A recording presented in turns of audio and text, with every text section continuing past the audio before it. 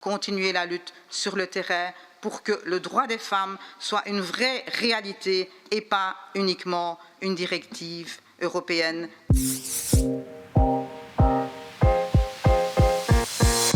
On trouve ça un peu bizarre qu'on fasse le lien entre une orientation politique qui doit lutter contre une discrimination et qu'on la juge comme parti d'opposition de terrain avec la réalité de terrain et qu'on y voit une certaine contradiction. Si on reprend un peu ce qu'il y avait dans l'Arbeitsdeal, on a installé de manière officielle la journée des 10 heures. En termes de discrimination entre les hommes et les femmes, il faudra quand même m'expliquer comment une femme qui a des enfants, qui va travailler 10 heures par jour, va pouvoir concilier sa vie de femme au travail et sa vie de femme comme mère de famille. Là, il y a un petit stud. Donc, toujours dans l'Arbeitsdeal, on installe une plus grande flexibilité, comme si nous vivions dans un monde du travail qui était relativement pas encore flexible. Puis, on a l'élargissement des flexi-jobs. Je le disais, donc c'est aussi les syndicats qui critiquent ça, donc je vais les citer ici. Quand on multiplie les sous-statuts, flexi-job, recours effréné aux étudiants, qui viennent du coup concurrencer les temps partiels, on est machiste.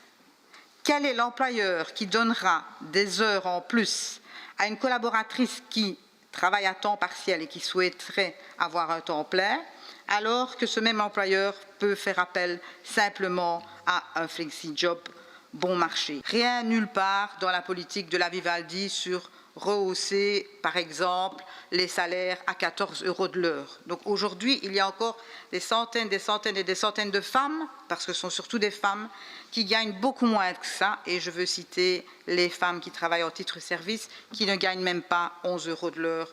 Rien là-dessus. Comment peut-on prétendre qu'on veut atteindre une plus grande égalité entre les hommes et les femmes quand il n'y a rien sur cette question-là? Pourquoi a-t-on attaqué aujourd'hui les créditants? Cette mesure qui a été analysée par les syndicats, par les mouvements féministes, par même certains partis qui se disent à gauche dans ce gouvernement, comme une mesure nécessaire pour concilier la vie de famille et la vie professionnelle, on a encore rabaissé ça. Vraiment, je ne comprends pas. Et qui, pour la plupart, ne savent même pas prendre ces magnifiques crédits temps et thématiques parce qu'elles n'ont pas les moyens de le faire, et donc voilà, donc on les rend plus dépendantes aussi de leur mari, et ce n'est quand même pas ça qu'on veut quand on veut défendre que les femmes doivent être indépendantes. En conclusion, je dirais, il y a cet appel des travailleurs mais surtout des travailleuses organisées au niveau de leur propre organisation qui appellent à la grève le 9